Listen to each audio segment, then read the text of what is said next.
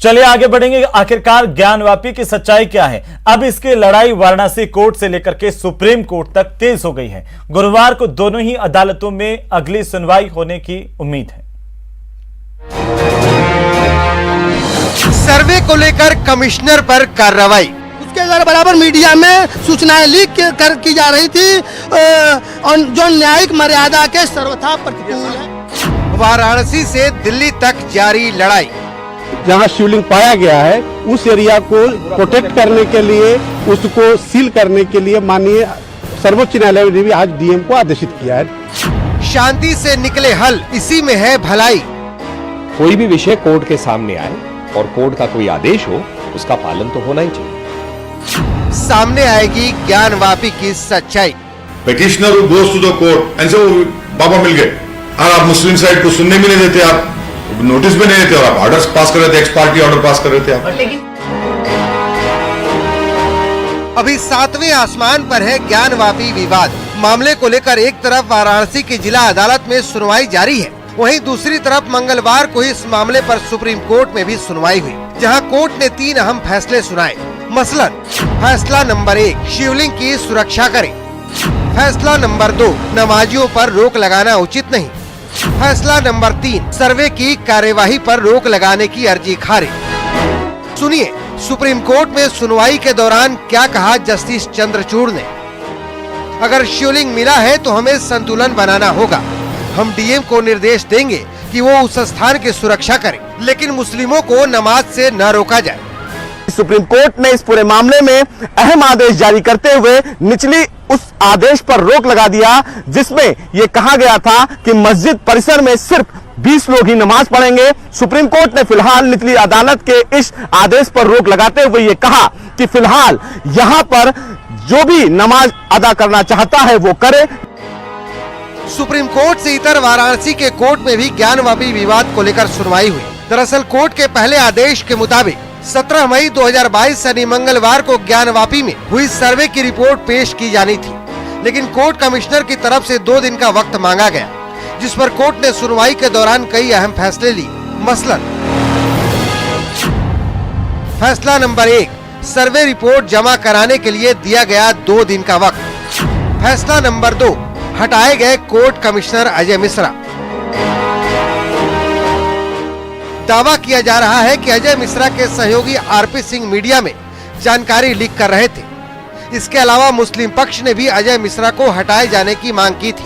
सुनिए इन आरोपों को लेकर अजय मिश्रा क्या कहते हैं। जो भी है, आप 1 डे से जो भी लगे रहे सब लोग मुझे जान रहे हैं। मैंने ऐसा कोई भी काम नहीं किया है जिससे न्यायालय की गरिमा धूमिल हो और गोपनीयता भंग हो। वहीं अजय प्रताप सिंह और विशाल सिंह सर्वे टीम का हिस्सा बने रहेंगे। अब विशाल सिंह ही कोर्ट में सर्वे रिपोर्ट जमा करेंगे।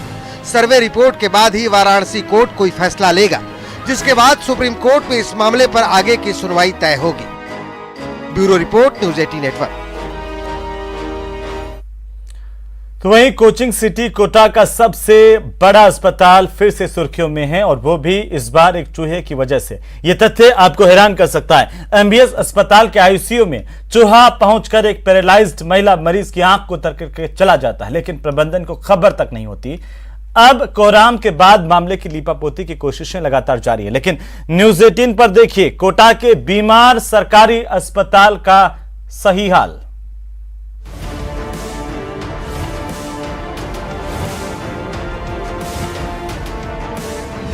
कोटा के सबसे बड़े अस्पताल में कोहराम। संभाग के सबसे बड़े अस्पताल एमबीएस में चौंकाने वाली बात सामने आई है। चूहों का आतंक सामने आया है एमबीएस अस्पताल के अंदर। एमबीएस अस्पताल की व्यवस्था पर भारी चूहे। स्टॉक वार्ड के अंदर 10 नंबर वार्ड पर भर्ती है रूपवती यहाँ पर भर्ती थी, लेकिन जो चूहे हैं, चूहों ने उनकी आंख पर अटैक किया है। चूहे ने कुतरी महिला मरीज की आंख। संभाग का सबसे बड़ा अस्पताल है और यहाँ के हालात इस तरह के हैं कि यहाँ पर चूहों का आतंक सामने आया है। ये मीडिया के माध्यम से जानकारी मामला आया है। हमने उनको कहा रिपोर्ट भेजें, रिपोर्ट का इंतज़ार है। और इसमें जो भी किसी की कमी होगी उसके खिलाफ सख्त से सख्त कार्रवाई करें। इस प्रकार के इंसिडेंट सर एक तरह से स्वास्थ्य महकमे को एक सवाल खड़े करते हैं कि कैसे चूहा जो है वो आ जाता है, वेंटिलेटर और पैरालिसिस वाली महिला थी। अब इसकी रिपोर्ट आने के बाद ही कुछ कह सकते हैं कैसे हुई, किसकी लापरवाही रही, किसकी ड्यूटी थी, कब हुआ, ये रिपोर्ट आने के बाद इसमें कार्रवाई करें। प्रदेश के चिकित्सा मंत्री बरसाती लाल मीणा सभी सरकारी अस्पतालों में व्यवस्था सुधारने का दावा तो करते हैं, लेकिन कोटा संभाग के सबसे बड़े MBS अस्पताल के चूहे यहाँ की व्यवस्था पर एक बार फिर से भारी दिखे हैं। मामला मेडिकल कॉलेज के महाराव भीम सिंह अस्पताल का है, जिसमें यहाँ पर ICU में भर्ती महिला मरीज की पलकों को ही चूहा कुतर गया। मामले के सामने आने के बाद अस्पताल प्रबंधन मामले को दबाने की पूरी कोशिश में है। मरीज रूपमती बीते 46 दिनों से MBS अस्पताल के न्यूरो स्ट्रोक यूनिट में भर्ती है। GBS सिंड्रोम से पीड़ित रूपमती अपने शरीर को हिला नहीं सकती। मरीज रूपमती का पूरा शरीर पैरालाइज है। इस हालत की वजह से महिला चूहे का शिकार बन गई और अस्पताल प्रशासन पर खड़े हो गए ढेरों सवाल। लेकिन ये घटना अकेली नहीं है और न ही किसी एक मरीज के साथ ऐसी घटना घटी है। अस्पताल में मौजूद कई मरीजों के परिजन अस्पताल की व्यवस्था पर सवाल खड़े करते हैं। चूहे वगैरह का तो यही से ही, वो चूहे वगैरह तो यही से ही, जो भी गंदगी यही से ही यहाँ पे चूहा बाई चांस दिखते हैं ऊपर। हाँ, वैसे अस्पताल में चूहे हैं तो सही बहुत सारे। अस्पताल में बहुत सारे चूहे और 2 दिन बाद हमने बात भी की है और AC बंद की और ये AC के बात भी की है तो फिर सुनता नहीं। जब हमने खुद जाकर अस्पताल के इमरजेंसी वार्ड का जायजा लिया तो तस्वीरें हैरान परेशान करने वाली थी। इमरजेंसी की तस्वीरें दिखाते हैं कि ये इमरजेंसी वार्ड है जहां पर सीधे सबसे पहले मरीज को लाया जाता है और यहाँ की हालत आप देख सकते हैं। गंदगी यहाँ देख सकते हैं कि जहां सफाई हर घंटे या 2 घंटे में होनी चाहिए वहां सुबह से अभी तक गंदगी का अंबार लगा हुआ है। ये बाथरूम की कंडीशन आप देख सकते हैं, ये बाथरूम की कंडीशन है। कम से कम ये स्थिति इंसानों के जाने लायक तो नहीं है। अब दूसरी चीज आपको दिखाते हैं कि जो चूहे हैं, चूहों की बात जो हो रही थी कि चूहों का जो आतंक अस्पताल में सामने आया है उसका भी हम आपको दिखाते हैं कि ये खिड़की है। अब आप यहाँ से देख सकते हैं, ये जो है इसे आप मान सकते हैं चूहों का एग्जिट पॉइंट। यहाँ से चूहे एंट्री करते हैं और बड़े प्यार से एग्जिट कर जाते हैं। पीछे आप देख सकते हैं गंदगी ही है, गंदगी का अंबार पीछे लगा हुआ है। लेकिन अस्पताल प्रबंधन यहाँ की बदहाल व्यवस्था को एक बार फिर जांच के मकड़ जाल में फंसाने की पुरजोर कोशिश करता नजर आया। नहीं, देखिए ये चीज हुई है, इसमें मानते हैं कि हुई है, लेकिन हम ये नहीं कह सकते कि इसमें जिम्मेदार हम ही हैं। हालांकि हमने इसके लिए इंक्वायरी पूरी सेटअप कर रखी है और इसमें जो भी इंक्वायरी में आएगा, खास तौर से स्ट्रोक यूनिट के इंचार्ज, स्ट्रोक यूनिट में रात में कार्यरत स्टाफ, उसके अलावा जो भी वहाँ फोर्थ क्लास था, देखिए उसकी जिम्मेदारी है। साफ सफाई की व्यवस्था की जिम्मेदारी अस्पताल प्रशासन की है, लेकिन जब भी कोई ऐसा मामला सामने आता है अस्पताल प्रशासन जांच की दुहाई देने लगता है और जांच की बात कहकर बात को गोलमोल करने की कोशिश करता है। लेकिन अपने आप में बड़ा सवाल अस्पताल प्रशासन पर यही खड़ा होता है कि आखिर संभाग के सबसे बड़े अस्पताल MBS के हालात ऐसे क्यों। योगेश त्यागी, न्यूज़ 18 कोटा। तो आखिरकार MBS अस्पताल में एक महिला मरीज की आंख चूहे कुतर गए। MBS हॉस्पिटल में मरीज की आंख को चूहे ने कुतरा और इसके बाद जब न्यूज़ 18 ने खबर दिखाई तो राज्य मानवाधिकार आयोग की ओर से इस पर संज्ञान लिया गया। आपको बता दें कि मीडिया रिपोर्ट्स के आधार पर आयोग ने संज्ञान लिया। आयोग ने इस मामले की जांच करवा करके तथ्यात्मक रिपोर्ट मांगी है, जिसमें जिला कलेक्टर, CMHO और अस्पताल अधीक्षक से ये रिपोर्ट तलब की गई है। 25 मई को मामले की अब सुनवाई होगी। आयोग ने इसे दर्दनाक बताया और साथ ही मानवाधिकारों का खुला हनन करार दिया है।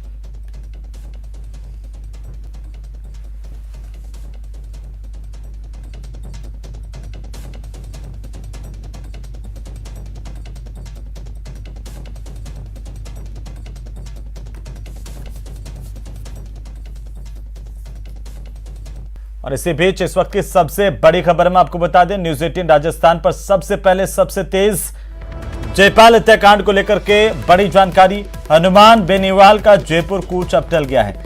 सांसद बेनीवाल से बातचीत के बाद सहमति बन गई है। इस वक्त की बड़ी खबर है, हनुमान बेनीवाल का जयपुर कूच टल गया। 5 आरोपियों को गिरफ्तार किया गया। डीआईजी राहुल प्रकाश के नेतृत्व में स्पेशल टीम इस पूरे मामले को लेकर जांच करेगी।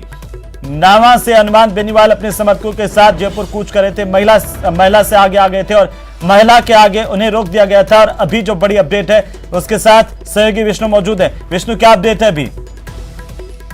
अब तक की जो सबसे बड़ी अपडेट यह है कि हनुमान बेनीवाल का जयपुर कूच जो है वो टल चुका है और इस पूरे मामले में, हत्याकांड के मामले में 5 लोगों को गिरफ्तार किया जा चुका है। उसके अलावा डीआईजी जो क्राइम ब्रांच है राहुल प्रकाश, उनके नेतृत्व में एक एसआईटी को घोषित किया गया है जो कि इस पूरे मामले में हत्याकांड की जांच करेगी। इसके अलावा जो दोषी पुलिसकर्मियों के निलंबन की मांग थी, उसके लिए विजिलेंस की जो टीम है, वो विजिलेंस की टीम उन पुलिसकर्मियों की जो है जांच करेगी। उनकी भूमिका को देखा जाएगा कि हत्याकांड में उनकी भूमिका कितनी थी, कितनी नहीं थी। जी विष्णु, ये क्या बातचीत जो है हनुमान बेनीवाल और पुलिस के अधिकारियों के बीच हुई और क्या सड़क पर हुई, कहां पर हुई?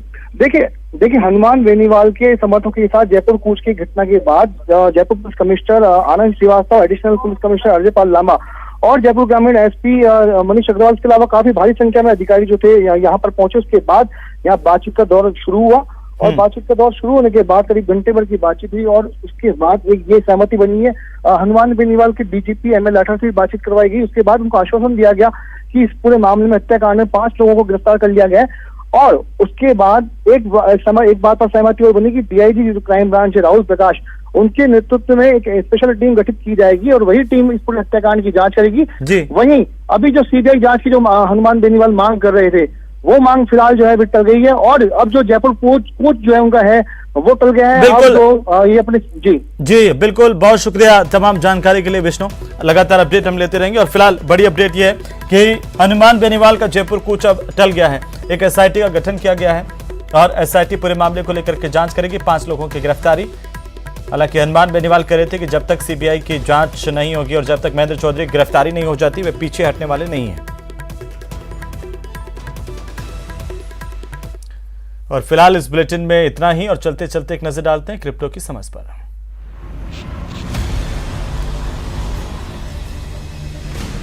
ज़ेप्पे and News 18 network present crypto की समझ। हेलो और welcome to ZebPay News 18 present crypto की समझ के इस एपिसोड में मैं आपके साथ रंजना रावत। पिछले एपिसोड में हमने आपको अल्टकॉइन सीजन के बारे में बताया था। इस हफ्ते हम जानेंगे कि 3 ऐसे इंडिकेटर्स के बारे में जिनसे अपकमिंग अल्टकॉइन सीजन का पता चलता है।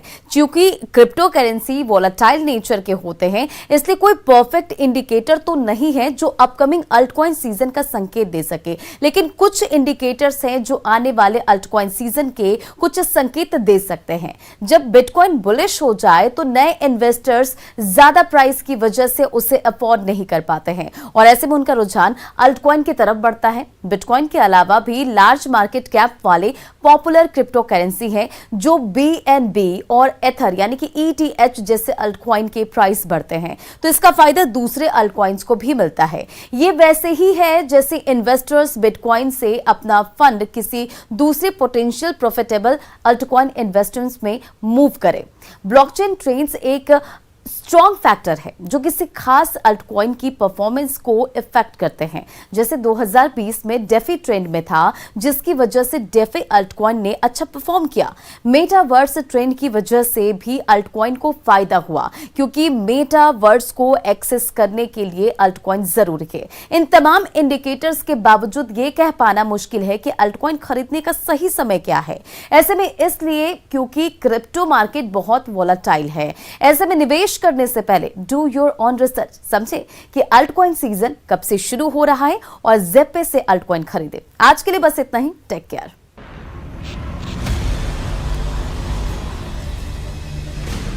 ज़ेप्पे and News 18 network present crypto की समझ।